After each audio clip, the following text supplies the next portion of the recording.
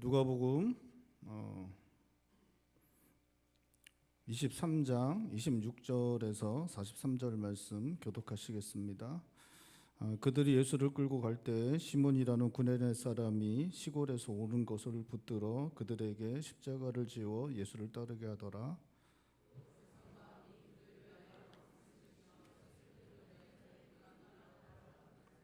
예수께서 돌이켜 그들을 향하여 이르되 예루살렘의 딸들아 나를 위해 울지 말고 너희와 너희 자녀를 위하여 울라.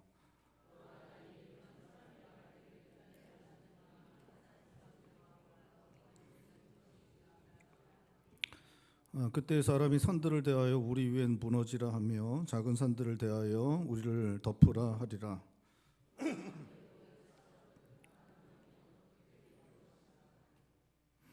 또 다른 두 행악자도 사형을 받게 되어 예수와 함께 끌려가니라.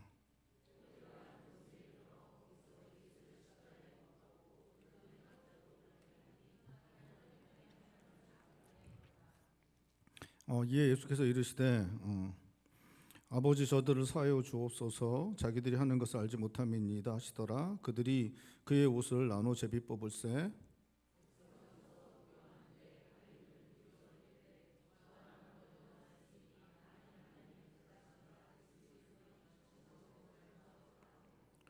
군인들도 희롱하면서 나와 신포도주를 주며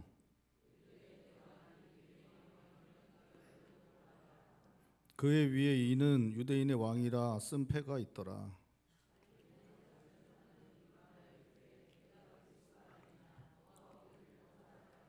하나는 그 사람을 꾸짖어 이르되 내가 동일한 정죄를 받고서도 하나님을 두려워하지 아니하느냐.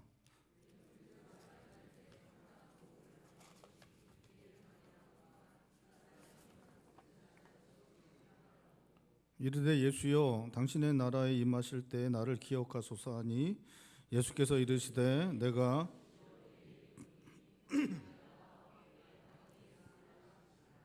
아멘. 오늘 본문 말씀은 누가가 주님께서 십자가를 지고 골고다 언덕에 오르셔서 십자가에 달리시는 장면을 기록한 말씀입니다. 주님이 십자가를 지고 골고다 언덕에 올라가실 때 주님의 몸은 이미 상할 대로 상해 있었습니다. 이제 십자가형을 받은 사람들은 우리가 잘 알고 있는 것처럼 자기가 십자가에 달릴 곳까지 십자가를 지고 십자가 나무를 지고 이제 올라갑니다. 이렇게 곧게 세워지는 거 말고 이렇게 이제 가로로 세워지는 그 나무를 이제 들고 이렇게 이제 골고다까지 이제 언덕까지 이제 올라가게 됩니다. 근데 그렇게 올라갈 때 이미 주님의 몸은 이제 상할 대로 상해 있었습니다. 이제 그렇게 십자가형을 받는 사람들은 채찍질을 먼저 당하게 되는데 이 채찍질이 우리가 잘 알고 있는 것처럼 너무나 가혹한 것이었습니다. 채찍의 끝에 동물뼈나 또 쇠조각 같은 것들이 달려져 있어서 채찍을 하면 채찍이 온몸에 감기면서 마지막 끝이 이제 살점에 파고들게 됩니다. 그러면 이제 그걸 잡아당기면 살점이 함께 뜯겨져 나가는 일이 일어나게 되는데 그때 이제 뼈가 드러나기도 하고 또 심하게는 내장까지 이제 드러나기도 했다고 합니다. 그래서 이거를 감당을 못하고 죽는 그러한 사람들이 있고 그렇게 죽음 당하는 사람들은 십자가형까지도 가지 못하고 그렇게 죽을 정도로 아주 그렇게 참혹하고 가혹한 그 형벌이 이제 채찍질로 하는 그러한 형벌이었다고 합니다. 주님은 그렇게 채찍을 맞았기 때문에 이미 몸이 이렇게 상할 대로 상하고 그러한 상태를 표현하는 그 이야기가 이제 몸이 이제 너덜너덜해질 정도로 그렇게 되었다라고 그렇게 이야기하는데 주님은 이제 온몸에 피가 흐르고 그렇게 이제 몸이 상할 대로 상한 몸으로 십자가를 메고 올라가는데 그걸 이제 감당을 하지 못하신 것 같습니다. 아주 쓰러지고 들지도 못하고 그런 모습을 보이니까 로마 군병이 옆에 있던 사람 중에 한 사람을 불러다가 대신 이제 지게 하였다라고 말씀하고 있습니다. 그 사람은 이제 구레네 시몬이라는 사람인데 구레네는 이제 북아프리카 오늘날은 이제 리비아 지역이라고 합니다. 그 지역에서 온 사람인데 그 사람에게 그것을 대신 지게 해서 같이 이제 갈보리 언덕까지, 골고다 언덕까지 이렇게, 아람어로는 이제 골고다하고 해골이란 뜻인데, 그리고 이제 영어로는 갈보리란 뜻의 이제 그 언덕에 이제 올라가게 됩니다. 그렇게 이제 언덕까지 올라가는 동안에 여자들이 주님을 따랐다라고 그렇게 말씀하고 있습니다. 당시에 그렇게 여자들이 주님을 따르면서 여자들이 애곡하고 가슴을 치며 통곡했다라고 말씀하고 있는데, 이건 이제 당시에 그렇게 사형수들을 뒤따라가면서 이렇게 하는 게 그냥 관습처럼 되어지는 일이었다고 합니다. 그래서 많은 사람들이 그렇게 했고, 그런 사람들 중에 이 여자들도 그렇게 따라서 했는데, 이 여자들은 주님을 섬겼던 사람들입니다. 주님이 공생에 사역할 때부터 주님을 섬겼던 사람들인데, 제자들도 주님 버리고 도망가고, 또 주님 입성하실 때 종려나무 가지 들고 환호하던 사람들은 그 변하여서 예수님을 십자가에 못 박아 죽여야 된다라고 소리 지르는 일들이 일어났는데도 불구하고 이 여자들을 많은 끝까지 주님을 따라가며 가슴을 치며 눈물을 흘리며 그렇게 통곡하였다라고 그렇게 말씀하고 있습니다. 그렇게 주님을 위해서 가슴을 치며 통곡하며 눈물을 흘리며 따르는 그 여인들에게 예수님이 돌아보면서 말씀하십니다. 예루살렘의 딸들아, 나를 위해 울지 말고 너와 너희의 자녀들을 위해서 울라. 주님께서 그렇게 이제 28절에 말씀하십니다. 그렇게 말씀하신 것은 이 여인들의 자녀들, 이 여인들과 이 여인의 자녀들, 유대인들에게 일어날 일들에 대해서 이제 그 예언의 말씀을 하시는 것입니다. 그러니까 이렇게 예수님께서 이게 종말의 때에 일어날 일들을 말씀하실 때는 이중적 의미로 예언하는 경우들이 많습니다. 하나는 이제 로마 때에 일어날 그런 아주 그 끔찍한 일들, 멸망의 일들과 함께 종말에 하나님께서 심판하실 때 일어날 일들을 그 같이 함께 이중적으로 이렇게 말씀하시는데, 이것도 이제 그런 의미로 이렇게 해석되어질 수 있습니다. 그래서 실제로는 이제 그 70년에 기원 후 70년에 그 디도가, 로마 장군 디도가 이제 예루살렘을 갖다 함락시키거든요. 그때 함락시킬 때 그 예루살렘 성 안에 그 외지인들까지 합해서 한 270만 명 정도가 있었다고 합니다. 근데 그 중에서 몇 명이 죽었냐? 110만 명이 죽임을 당했다고 합니다. 지금 이제 이란하고 미국하고 전쟁을 하잖아요. 그때 전쟁을 하는데 뭐 이제 한 생명이 사실은 되게 귀하죠. 한 생명이 되게 귀하고 한 생명 죽는 것도 사실은 엄청나게 큰 일이지만, 그런데 이제 지금 이렇게 폭격기로 그냥 날라서 다 폭격을 하고 뭐 미사일 쏘고 그러는데 죽은 사람들 숫자를 따지면 사실은 이 110만 명이 죽은 것만은 이제 비교도 되지 않을 정도로 사실 적은 수고, 지금 그게 엄청난 무기를 갖다가 쏟아 붓는데도 그 정도 죽었는데, 사실 270만 명 중에 110만 명이 죽었다는 것, 그 재래식 무기를 가지고 그렇게 죽였다는 건 이게 엄청난 일이었습니다. 그 당시에 이제 로마 군인들은 이렇게 이제 포위하고, 뭐 로마 군인뿐만 아니죠. 그 당시에 이제 포위하고 이제 모든 물자를 갖다가 이렇게 들어가지 못하도록 하는 그러한 전략들을 많이 썼는데, 그것 때문에 성 안에서는 자기 자녀를 갖다가 이렇게 잡아먹는 그런 아주 끔찍한 일도 일어났다라고 이제 역사가들이 기록을 하고 있습니다. 이런 엄청나게 끔찍한 일들, 고통스러운 일들이 일어날 것에 대해서 주님께서 이제 말씀하시는 것이고, 또 그것과 함께 종말에 하나님의 심판이 이루어질 때 영원한 멸망에 던져지게 될 것, 그것을 이제 주님께서 말씀하십니다. 29절부터 31절까지 그 일에 대해서 이제 말씀하시죠. 그래서 29절에는 아이를 낳지 않는 것이 오히려 복되다라고 말씀하십니다. 그런 일들이 너무나 끔찍한 일이 일어날 것이기 때문에 그렇게 말씀하시고 있고, 또 이제 산들을 자기를 덮으라고 얘기하고 있는데, 이거는 이제 그날에 그 멸망의 날에, 예루살렘 함락당하는 멸망의 날, 또 종말의 때에 하나님으로부터 주어질 심판의 날에 이루어질 그 고통들, 환난들이 너무나 크기 때문에 산에 묻혀서 그냥 죽는 게 편하다라고 그렇게 생각할 것이다라고 말씀하시고 있는 것입니다. 그리고 31절에 푸른 나무에도 이렇게 대하는데 마른 나무에는 어떻게 되어 것인가라고 말씀하시는데, 이 푸른 나무는 주님을 말씀하는 것입니다. 의롭고 불의가 없으신 푸른 나무이신 주님도 이렇게 십자가에서 이렇게 죽이고 있는데, 불의한 너희들은 도대체 어떤 고통을 당하겠느냐라고 그렇게 말씀하시면서 그 예루살렘 함락의 날과 또 종말의 때에 이루어질 그 고통들이 얼마나 큰가, 그걸 말씀하시면서 너희 나를 위해 울지 말고 너희를 위해서 울어라. 주님께서 그렇게 말씀하시고 있는 것입니다. 십자가를 지고 가는 주님의 모습은 너무나도 참혹한 모습이었습니다. 머리에 가시관 쓰시고 피가 흐르고 있는 얼굴은 피멍이 들고 부어올라 있고 온몸은 채찍질로 찢어져 있고 그 몸이 너무 약하여 제대로 걷지도 못하고 자주 쓰러지고 있었습니다. 로마 군병들은 그러한 주님을 짐승처럼 다루고 있었습니다. 주님 당시 유대 백성들은 감당하기 힘든 경제적인 빈곤과 로마의 압제 가운데 어렵고 힘든 삶을 살아가고 있었습니다. 주님은 그 백성들에게 천국 복음을 전하시며 천국 소망을 허락하셨습니다. 백성들 불쌍히 여기시고 온유함으로 백성들을 대하셨습니다. 사랑으로 백성들을 먹이셨고 병을 고쳐주셨습니다. 병든 자들, 굶주린 자들, 소망이 없던 자들을 고쳐주시고 회복시켜주시고 일으켜주셨습니다. 능치 못한 것 없으신 주님이셨습니다.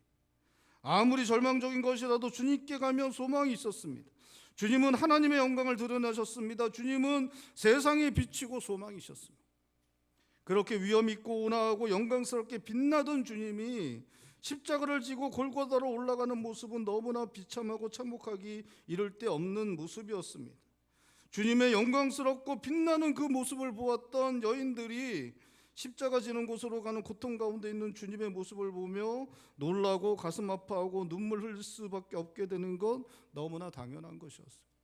위엄 있고 온화하고 그렇게 빛나던 그 주님, 그 빛나던 그 주님이 이제 온몸이 벗겨져서 너덜너덜하게 온몸이 피를 흘리고 피가 흐르고 피멍이 들고 얼굴이 퉁퉁 부어서 그렇게 한 걸음 한 걸음 지나갈 때마다 십자가 그거 들고 지나가다 그거 위에 깔리고 넘어지고 쓰러지는 그 비참한 모습을 그 여인들이, 그 영광스럽고 빛나던 모습을 보았던 그 여인들이 그 모습을 볼 때 너무나 슬퍼하며 울며 그렇게 통곡할 수밖에 없었습니다. 그런데 주님은 주님을 위하여 울지 말라고 하십니다. 주님은 주님을 위하여 울지 말고 하나님의 심판을 당할 너희와 너희의 자녀들을 위하여 울라고 하십니다. 주님은 너무나 큰 고통 가운데 있었고 온갖 멸시와 천대를 받으시고 있었고 죽음을 향하여 나아가고 있었지만 이제 십자가에 달려 돌아가시게 되면 부활하실 것이었고 하나님의 영광을 드러내실 것이었습니다. 하나님의 영광을 얻으실 것이었습니다. 반면에 유대 백성들은 주님 십자가에 못 박았고 주님 조롱하기도 하고 주님 따르던 여인들은 주님을 위하여 눈물 흘리고 있지만 장차 예루살렘은 함락되고 멸망당할 것이었고 그것처럼 종말의 때에는 심판받고 멸망에 던져지게 될 것이었습니다. 주님은 지금은 십자가 지고 있지만 장차 하나님의 영광을 얻으실 주님을 위해서가 아니라 이제 멸망당할 예루살렘과 종말의 때에 영원한 멸망을 당한 너희와 너희 자녀들을 위하여 울어야 한다. 주님 말씀하시고 있는 것입니다. 여러분, 주님을 따르는 자들은 자기 십자가 지고 주님 따라야 하고 자기 십자가 지고 주님 따르면 어려움 당하게 되고 고난 당하게 되고 때때로 조롱 당할 수도 있습니다.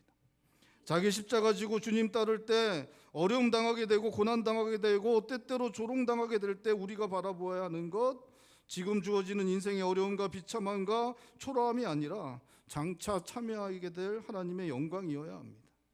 우리가 하나님께서 허락하실 저 영원한 생명을 얻을 것, 저 천국에서 영원한 복락을 누릴 것, 여러분 바라볼 수 있어야 하는 것입니다.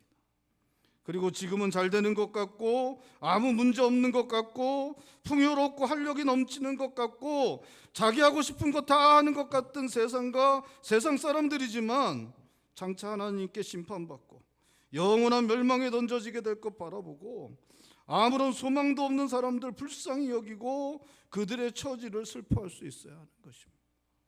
사랑하는 성도 여러분, 예수님 믿고 예수님 따르는 사람들 장차 하나님의 영광에 들어가게 될 것 바라보면서 예수님 믿지 않기 때문에 심판받고 멸망받게 될 사람들 불쌍히 여기며 주님의 복음의 말씀 위에서 살아가며 주님의 구원을 전하는 삶 살아가시는 성도님들 되시길 바랍니다.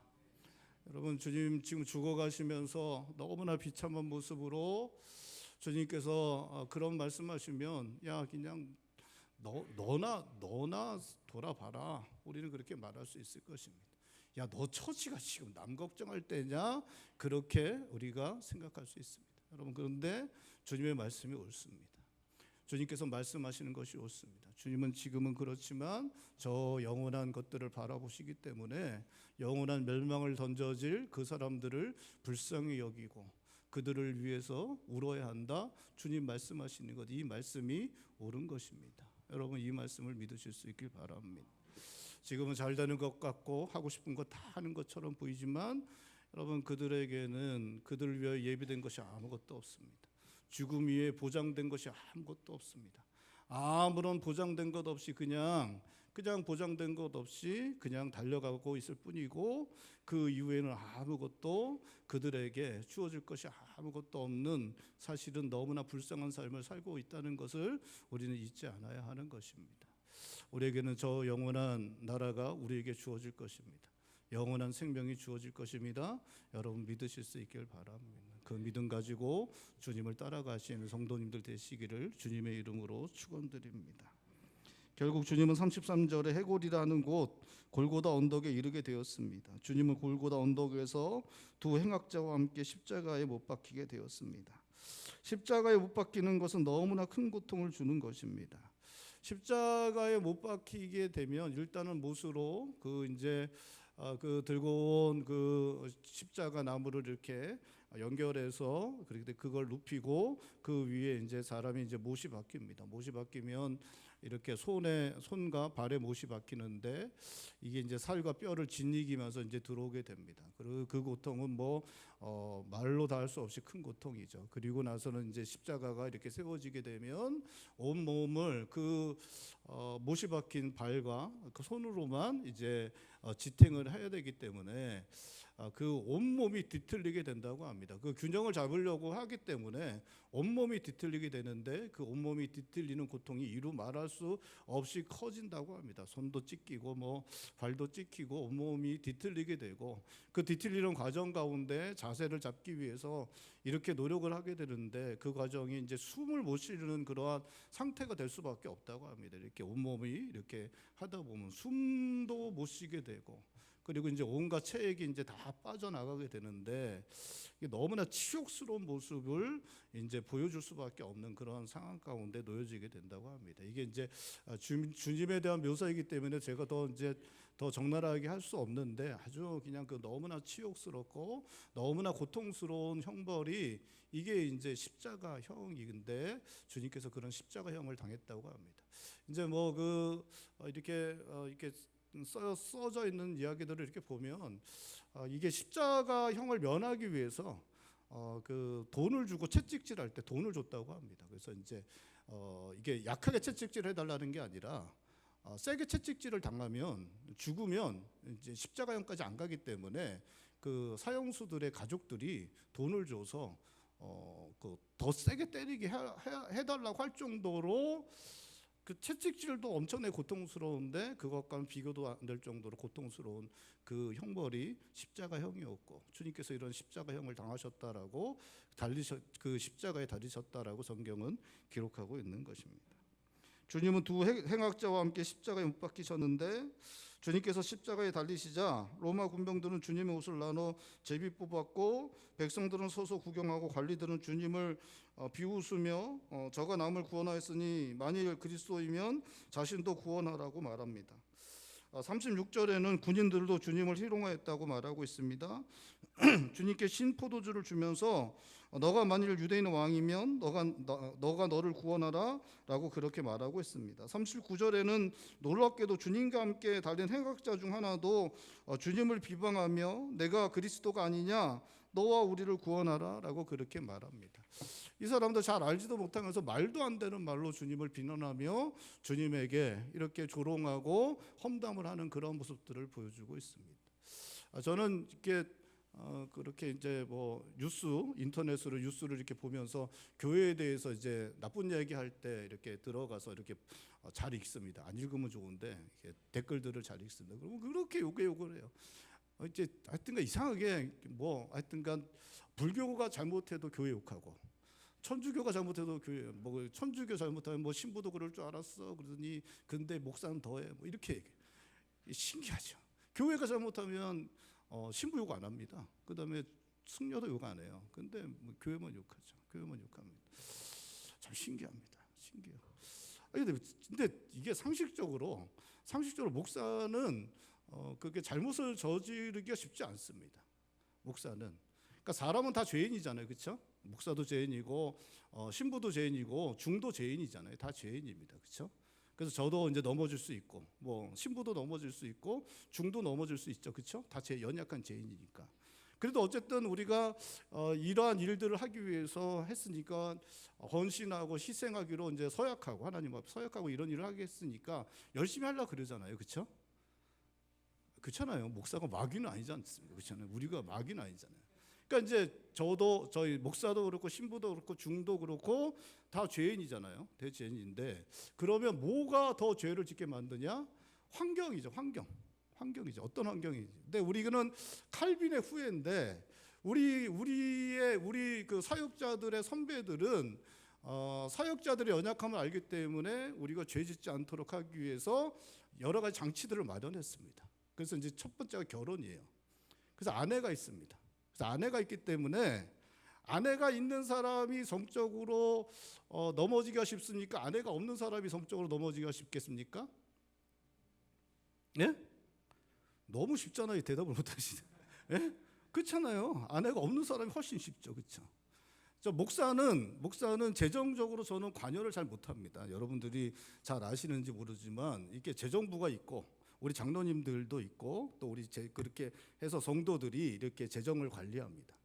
그래서 저도 이제 재정을 사용하려면 이게 승인을 받아야 되고 이렇게 주셔야 저도 사실 제가 뭐 이렇게 할 수가 없습니다. 근데 저만 그런 게 아니라 저희 한국 교회에 있는 대부분의 장로 교회에 있는 교회들이 대부분 그렇습니다. 제가 뭘 마음대로 왜 이렇게 좋아하세요? 장로님 이렇게 안 돼요. 집에서는 아내 눈치 보고 교회 오면 장로님들 눈치 보고 권사님들 저 쳐다보는 것 같고 뭐 이렇죠. 제가 이제 처음에 교회 전도사가 됐을 때 너무 힘들더라고요. 지금 이제 담임 목사가 됐지만 처음에 전도사가 됐는데 이게 돌아보니까 아내랑 결혼해도 눈치만 보고 있는 거예요. 제가 눈치만. 교회 가도 뭐 어린애들 눈치까지 보고 있어요. 제가 진짜 눈치만 보고 있더라고요. 근데 제가 담임 목사가 됐는데 별로 달라지지 않았어요. 지금도 이제 죄송합니다. 여러분 근데 범죄를 제가 많이 할 수 있겠습니까? 아니면 중이나 신부가 많이 할 수 있겠습니까? 여러분 신부는 위상이 달라요. 신부는 하나님 아버지잖아요. 신부는 위상이 다릅니다. 신부는 정말 위상이 달라요. 마음대로 하잖아요. 사실 진짜 마음대로 하니까 뭐 어떤 분들 승려 하시는 분들 중에 아주 그 덕을 많이 쌓고 이렇게 수련을 많이 하신 아주 좋으신 분들도 많이 있죠. 근데 중들은 좀 많이 마음대로 하는 경향들이 있잖아요. TV에 이렇게 보고 그러면. 근데 목사는 진짜 쉽지 않습니다. 근데도 누가 제일 나쁜 놈이에요? 예? 누가 제일 나쁜 놈처럼 지금 비춰지고 제가 어디 나서 목사라고 얘기를 못 합니다. 돌 맞을까 봐. 여러분 근데 저뿐만 아니라 저희 노회에 있는 목사님 대부분 다들 아내한테 혼날까 봐 걱정하고 있고 성도들 눈치 보고 있고 다들 그렇습니다. 어디 가서 뭐 나쁜 짓 할 수 있는 사람들이 거의 없어요. 근데도 놀랍게도 인터넷에 보면 뭐라고 써 있냐면 목사들 다 나쁜 놈이고 목사들 뭐 다들 뭐 하여튼간 뭐 말도 안 되는 이야기들 이렇게 다 써놓는 걸 계속 이렇게 보게 됩니다. 그거 볼 때마다 많이 속상했는데 오늘 성경 보면서 야 우리 주님도 그렇게 당했구나. 우리 주님도 말도 안 되는 이야기들을 하면서 십자가에 달리셨을 때도 정말 우리 주님도 이런 말도 안 되는 일을 당했구나. 이게 세상이 교회를 향해서 우리 주님을 향해서 대적하면서 세상의 공중자 권세 잡은 자 사단이 이런 식으로 교회를 또 교회의 지도자들을 이런 식으로 공격하고 있구나. 그런 것들을 이 말씀을 보면서 이렇게 좀 볼 수 있었던 것 같습니다. 어쨌든 주님은 이런 조롱과 멸시 말도 안 되는 이러한 험담들을 십자가에서 듣고 계셨습니다. 주님은 견디기 힘든 비웃음과 조롱을 당하셨습니다. 멸시와 천대를 받으셨습니다. 하지만 주님은 묵묵히 십자가에 달려 죽음을 맞으셨습니다. 주님은 당장이라도 하늘의 천사들을 불러 모든 사람들을 멸하실 수 있었습니다. 그것이 아니라도 주님께서 마음만 먹었다면 주님 따르던 사람들과 함께 유대의 왕이 되실 수도 있었습니다. 주님의 12제자들도 겟세마네 동산에서 주님 위하여 칼을 빼들었는데 12제자뿐만 아니라 수많은 백성들이 주님 위하여 싸울 수도 있었습니다. 하지만 주님은 십자가의 고통을 당하시면서도 비웃음과 조롱을 당하시면서도 주님은 묵묵히 십자가의 길을 받아들이셨습니다. 주님은 십자가에서 죽으셔야 인류의 죄를 대신하실 수 있었고, 예수님 믿고 돌아오는 모든 사람들을 구원하시고 멸망에 이르지 않도록 하실 수 있다는 것 잊지 않고 계셨습니다. 사람들을 구원하셔서 영원한 생명의 길로 인도하시려고 십자가의 그 큰 고통과 비웃음과 조롱, 멸시와 천대 받으시면서도 모든 것 묵묵히 감당하신 것입니다. 십자가에 달리는 그 큰 고통 속에서도 주님은 34절에 아버지 저들을 사하여 주옵소서, 자기들이 하는 것 알지 못합니다 라고 말씀하시고 있습니다. 주님을 십자가에 못 박은 자들로 말미암아 너무나 큰 고통받고 계셨는데 그들의 죄를 사하여 달라고 하나님께 구하시고 있는 것입니다. 그 조롱, 멸시, 천대, 그 모든 고통, 그 모든 것 받으셨지만 주님은 다 참고 계십니다. 정말 말도 안 되는 그러한 것들을 받고 있는데, 저도 진짜 이렇게 보다가 이렇게 말도 안 되려고 하면 저도 쓰고 싶어요. 이렇게 막 치고 싶은데, 근데 그냥 참거든요. 참는데 주님 얼마나 속이 뒤집으시죠. 근데도 다 참고 견디며 주님 인류 구원을 위한 그 십자가의 길을 갖다가 지금 묵묵히 가셨는데, 거기서 멈추는 게 아니라 주님을 십자가에 못 박은 그들을 위해서 주님께서 기도하시고, 그들마저도 주님께서 구원하시기 원하셨고 그들을 위해서도 기도하시는 모습 보여주시고 있는 것입니다. 주님은 십자가에 달리시고 나서 사람들로부터 비웃음과 조롱과 비방을 당하시지만 42절에 주님 나라 임하실 때 자신을 기억해달라는 다른 십자가에 달린 제수를 향하여 흔쾌히 그가 주님과 함께 낙원에 이를 것을 허락하여 주십니다. 우리 42절 43절 말씀 우리 한 목소리 읽어볼게요. 42절 43절입니다. 이르되 예수여 당신의 나라에 임하실 때 나를 기억하소서 하니 예수께서 이르시되 내가 진실로 내게 이르노니 오늘 내가 나와 함께 낙원에 있으리라 하시니, 주님의 몸은 완전히 상하였고 모든 기력마저 없어져 버렸지만 주님은 계속해서 사람들로부터 모욕받으시고 비웃음, 조롱, 비방 받으셨지만 마지막 순간에 주님께 용서와 구원을 구하는 죄인을 기꺼이 받아주시는 그러한 모습 보여주시고 있는 것입니다. 여러분, 주님께서 저 영광의 보좌에서 내려오셔서 이 땅에 사람이 되셔서 오신 것, 고난당하시고 십자가 지신 것, 우리를 구원하시기 위하여 그렇게 하신 것입니다. 오늘 본 말씀에 십자가에 달리신 주님께서 보여주신 것, 주님께서 얼마나 사람들을 구원하시기 원하시는가 하는 것입니다. 주님 십자가 지신 그 상황, 그렇게 그 큰 고통 가운데 있으셨는데도 주님은 십자가에 못 박은 자들을 하나님께서 용서하시고 그들을 구원하시기를 바라시고 계십니다. 온몸은 완전히 상하고 온갖 모욕과 조롱 받으셨지만 마지막 순간에도 십자가에 달린 행악자를 구원하시는 것 너무나 기뻐하시는 그러한 모습 보여주시고 있습니다.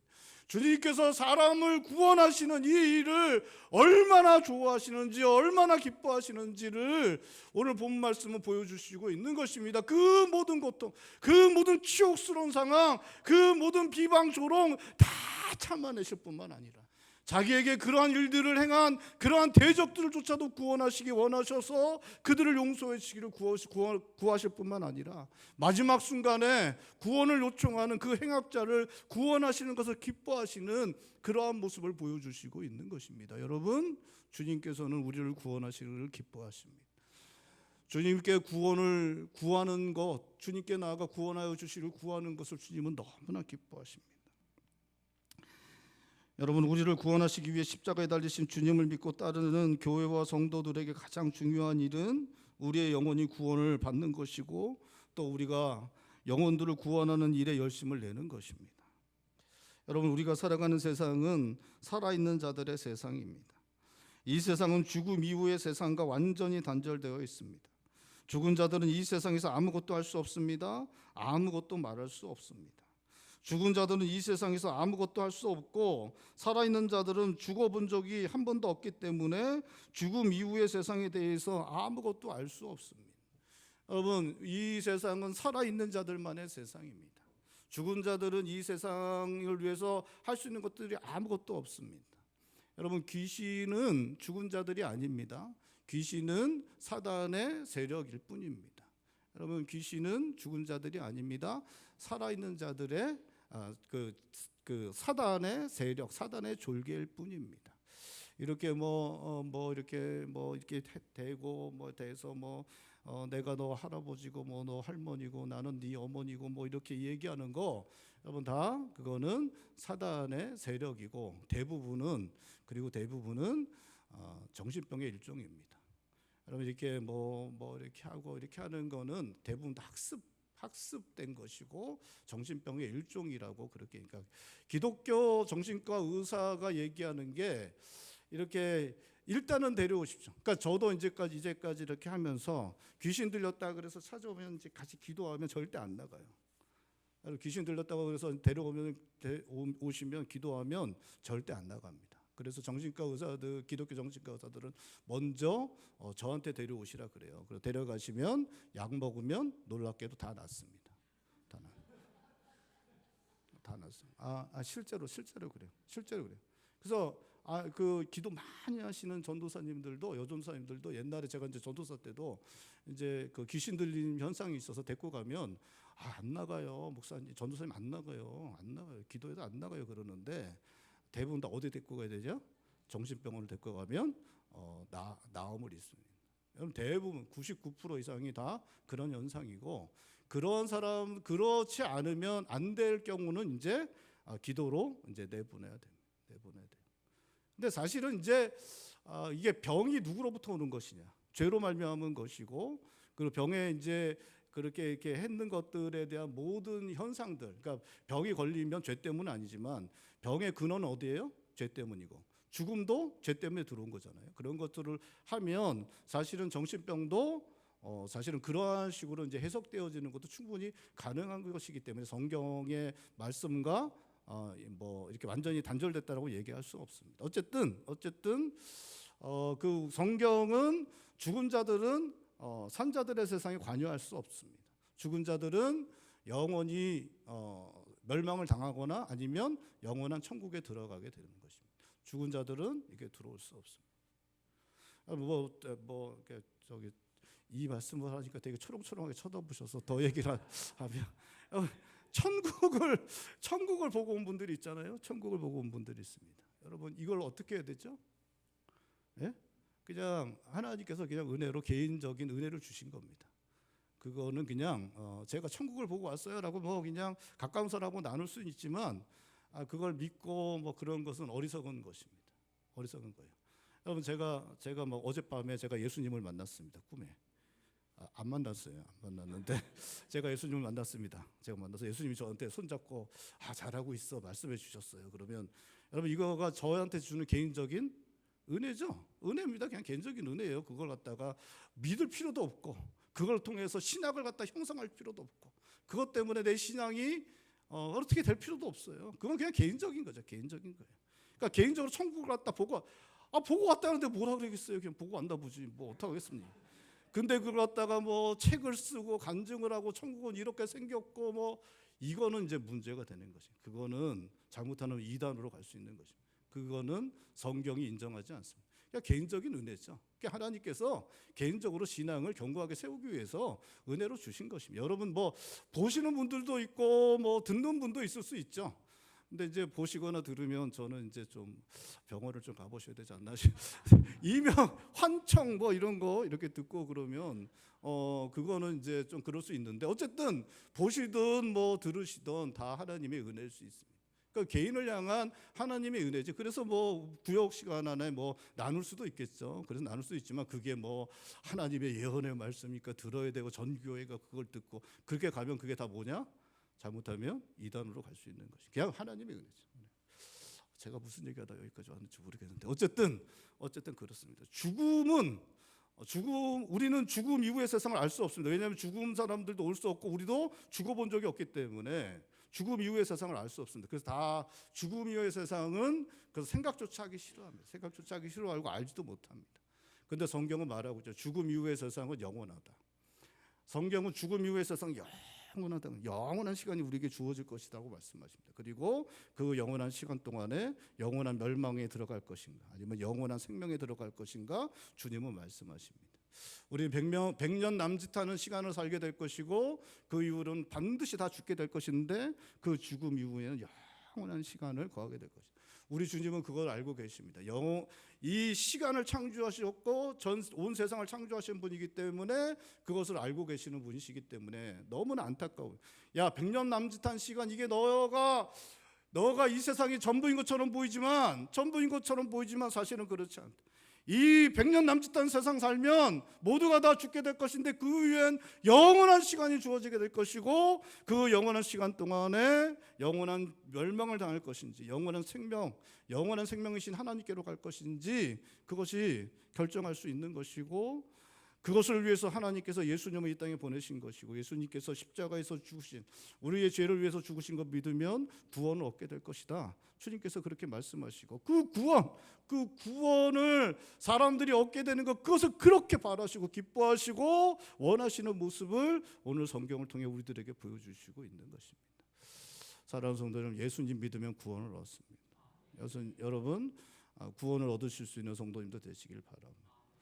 여러분 또 그 구원을 전하실 수 있는 성도님들 되시길 바랍니다. 우리 함께 살아가는 사람들, 예수 믿고 구원 얻는 역사를 믿음으로 바라보며 살아가시는 성도님들 되시길 바랍니다.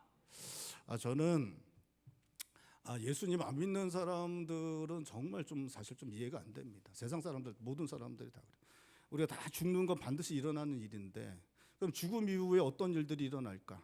죽음 이후에 어떤 일들이 일어날까에 대해서 가장 합리적이고 가장 이성적으로 받아들일 수 있는 것이 어떤 것이냐? 바로 교회가 하던 이야기입니다. 성경이 하는 이야기예요. 우리의 과학은 아직도 그것들을 발견해내지 못했습니다. 과학이 많이 발전을 했지만 우리가 죽음 이후에 어떤 세상이 펼쳐질 것인지는 과학은 아직까지는 그것들을 다 밝혀내지 못했습니다. 지금 온 세상에서 현존하는 모든 이야기 중에 가장 합리적으로 받아들일 수 있는, 가장 신뢰할 만한 이야기는 성경의 이야기입니다. 그렇기 때문에 모든 세상 사람들이 합리적으로 생각한다면, 자신들이 정말 이성적으로 생각한다면 이걸 믿는 게 자기의 죽음을 대비하기 위해서 가장 합리적인 선택이라고 저는 생각합니다. 제가 목사라서 그런지 몰라도 어쨌든 그렇게 생각합니다. 그래서 저는 세상 사람들이 반드시 하나님의 말씀을 믿어야 된다라고 저는 생각을 합니다. 자기의 죽음 이후의 삶을 대비하기 위해서 반드시 이렇게 해야 된다고 생각합니다. 그렇게 안 해서 정말 참 어리석다라고 저는 생각을 하는데, 더 어리석은 사람들이 있습니다. 누구냐? 교회 다니는데 안 믿는 사람. 한평생 교회 다녔는데 안 믿는 사람. 이게 얼마나 더 어리석습니까, 여러분? 그렇죠? 한평생 교회 다녔는데 안 믿어서 천국에 가지 못하면 이것처럼 어리석은 게 어디 있겠습니까? 그렇죠? 표정들이 안 좋아지시네요. 여기까지만 하겠습니다. 여러분 예수 믿고 구원 얻으실 수 있길 바랍니다. 구원 얻는 방법은 단순합니다. 오늘 성경에 보면 이 사람이 어떻게 했냐? 자기를 구원해 주시기를 구했습니다. 우리가 믿는다는 게 뭔가, 믿어야 된다, 믿어야 구원 얻는다. 그래서 참 고민도 많이 하고 그렇지만 가장 중요한 것은 예수님 나를 구원해 주십시오라고 고백하는 것입니다. 하나님 나를 구원해 주십시오, 예수님 나를 구원해 주십시오 고백하는 자들을 우리 주님께서 기뻐하셔서 그를 구원하신다 말씀하시고 있습니다. 예수님 나를 구원하여 주십시오, 그렇게 고백하실 수 있는 성도님들 되시길 바랍니다. 그리고 우리 함께 살아가는 사람들, 예수 믿고 구원 얻는 그 놀라운 일들 일어나게 해달라고 기도하고, 그렇게 주님의 구원을 전파하고 구원의 역사들이 일어나는 삶을 살아가는 성도님들 되시기를 주님의 이름으로 축원드립니다. 우리 시간에 기도할 때 여러분 혹시라도 아직 구원의 은혜가 임하지 않은 것 같은 그러한 삶을 살아가시고 계시다면 주님 저를 구원하여 주십시오. 제가 주님께서 나를 위하여 십자가에서 죽으신 것을 믿습니다. 나의 죄를 주님께서 위해서 죽으신 것을 제가 믿습니다. 주님 저를 구원하여 주십시오. 그렇게 기도하실 수 있길 바랍니다. 또 우리 함께 살아가는 사람들, 우리의 가족들, 우리의 친척들, 우리 함께 살아가는 사람들, 주님 아직 믿지 않은 그런 가족들이 있는데, 그렇게 또 친구들이 있는데 주님 구원의 은혜를 허락하여 주십시오. 우리 시간에 한 목소리 함께 기도하겠습니다. 기도합니다.